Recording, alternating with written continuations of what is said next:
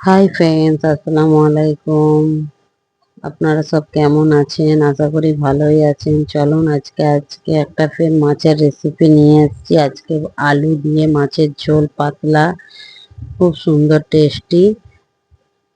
সবসময় মাছের ঝোল দেখায়, আজকে আলু দিয়ে টমেটো দিয়ে মাছের ঝোল কিরকম করে আমরা ঘরে বানাই আপনাদের সাথে শেয়ার করব। প্রথমে আলুগুলোকে ভেজে নিয়েছি, এবার ওই তেলে মাছগুলোকে ভেজে নেব।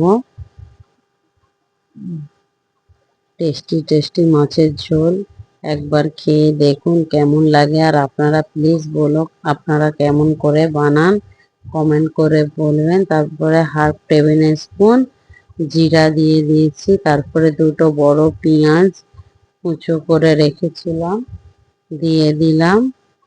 দিয়ে ভালো তারে ফ্রাই করব, এটা যতক্ষণ না লাল লাল হয়ে যাচ্ছে ততক্ষণ ফ্রাই করব। একটু ঝালের জন্য আমি এখনই কাঁচা লঙ্কাটা অ্যাড করে দিলাম, যাতে ফ্লেভারটা ভালো তারে এসে ঝোলের মধ্যে ঝাল ঝালটা আসে। তাহলে আমি লাস্টে দিই কাঁচা লঙ্কাটা, এবারে আগেই দিলাম কেন ঝালটা টেস্টি করে লাগবে বলে। চলো ভাজা অবধি, দেখতেই পাচ্ছেন কিরকম পর্যায়ে ভেজে নিয়েছি। এবার 1.5 টেবিল স্পুন আদরক রসুনের পেস্ট দিয়ে দেব। পেস্ট দিয়ে ভালো তারে একটু হালকা করে ভেজে নেবো। মাছটা কিরকম ভেজেছি আপনাদের দেখিয়ে দিলাম। চলো এবার ভালো তারে আদা রসুনটা ভেজে নিয়ে টমেটো কুচো করে রেখেছি, একটু আমি বেশি টমেটো দিলাম, এতে দুটো বড় টমেটো দিয়েছি, তবে ঝোলটা খুব সুন্দর টেস্টি লাগবে খেতে। টমেটোটা একটু সফট হতে দেব। নুন দিয়ে দেব। নুন আগে মাছে আর আলুতে দেওয়া আছে, সেই হিসাবে নুনটা অ্যাড করবেন, কেননা আগেতেই নুন দেওয়া আছে। নুনটা দিয়ে একটু লাড়াচাড়া করে নেব, দিয়ে 1 মিনিট তক রেখে দেবো যাতে টমেটোটা একটু সফট হয়ে যায়। কেন টমেটোটা অনেকটাই দেওয়া আছে, এই জন্য টমেটোটা একটু সফট হতে দিয়েছি। এবার টমেটো সফট হয়ে গেছে, 1.5 টেবিল স্পুন হলদি পাউডার দেব। আর এখানে ঝাল লঙ্কার গুঁড়োটা আমি একটু বেশিই দেব। ঝাল লঙ্কার গুঁড়োটা 2 টেবিল স্পুন দিয়েছি, আর কাশ্মীরি লাল লঙ্কার গুঁড়োটা 1 টেবিল স্পুন দিয়েছি। দিয়ে ভালো তারে মিক্স করে নেব পানি দিয়ে, যতক্ষণ না মশলাটা তেল ছাড়ছে সেই হিসাবে মিক্স করে নেব। কালকে আমি মাছের কল্লাটা বানিয়েছিলাম, আজকে আমি মাছের চাকাগুলো বাজাচ্ছি। এটা হচ্ছে আমাদের এইখানে সমুদ্রে এসে ধরা তাম্বুস মাছ, যেটা বলে তাম্বুস মাছ। আর আপনারা যে কোনো মাছ দিয়ে ঝোলটা বানাতে পারেন, টেস্টি একই লাগবে। কিন্তু আমাদের টাটকা সমুদ্রে ধরে নিয়েছিল, সেই মাছটা বানাচ্ছি। মশলাটা এরকম ভাবে কষা কষা করে নেবেন যতক্ষণ না তেল ছাড়ছে। এবার পানি দিয়ে দেব, এটা ট্রিপল পানি দেব।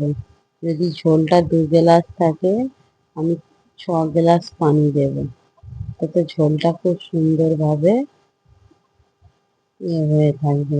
মাছটা আর আলুটা, আলু তো ভালো তারে ভেজে নিয়েছি যাতে সেদ্ধ হয়ে যাবে, কিন্তু ঝোলটা একটু রাখা হবে না, সেই জন্যে যেন ডবল একটু বেশি পানি দেয়া হয়। চলো পানিটা ফোটা অবধি অপেক্ষা করলাম। এবার পানি ফুটে গেছে, আলুটাকে প্রথমে অ্যাড করে দেবো। আমি আলু মাছ দিয়ে একাদামি লাড়বো না, কেন দুটোই আমি খুব সুন্দর করে ভেজে নিয়েছি। মশলাটাও পুরো কষা কষা করে নিয়েছি। এবার উপর দিয়ে মাছটা দিয়ে দেব, যাতে মাছটা না ভেঙে যায় সেই হিসাবে আমরা লাড়াচাড়া করব। মাছটা উপর দিয়ে খুব সুন্দর টেস্টি টেস্টি মাছের ঝোল আলু দিয়ে একবার খেয়ে টেস্ট করে দেখো। ভালো লাগলে প্লিজ কমেন্ট করো, আর আমার পেজটাকে ফলো করে দিও, আর সাবস্ক্রাইবার আর লাইক করতে ভুলবেন না প্লিজ।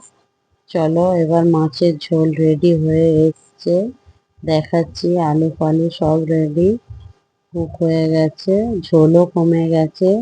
এবার উপর দিয়ে ধনে পাতা দিয়ে দেব। আমার সিম্পল মশলা থাকে, যেটা ঘরে সবাইয়েরই অ্যাভেলেবেল থাকে। এবার আমি উপর দিয়ে টাটকা জিরে ভাজা দিয়ে দেব। মাছের ঝোল করলে যখন করবেন তখনই একটু জিরে ভেজে পেস্ট করে নেবেন, খুব সুন্দর লাগবে। আমি ধনেপাতা জিরে দিয়ে পরিবেশন করছি। চলো এবার মাছের ঝোল আর গরম গরম ভাত দিয়ে খেতে কেমন লাগে, টেস্টি, কালারও খুব সুন্দর এসছে আর প্রচুর টেস্টি হয়েছে। প্লিজ আপনারা আমার পেজটাকে ফলো করে আমার সাথে থেকো, আর সাবস্ক্রাইবার করতে ভুলবেন না। ওকে, চলে আসুন কে কে খাবেন আমার সাথে। ওকে বাই, থ্যাংক ইউ, আল্লাহ হাফেজ।